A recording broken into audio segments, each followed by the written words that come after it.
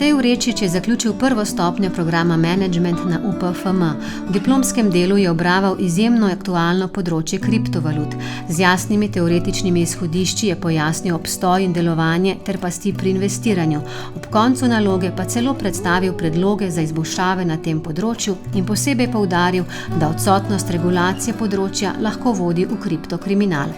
Dejstvo, da gre za področje, za katerega ni na voljo raziskav, pa tudi malo razpoložljivih virov, potrjuje, da naloga predstavlja posebno velik prispevek stroki in k dvigu finančne pismenosti na področju tovrstnih vlaganj. Zaključna projektna naloga je izredno aktualna in predstavlja pomemben korak k zavedanju in poznavanju tveganj in pasti kriptovalut.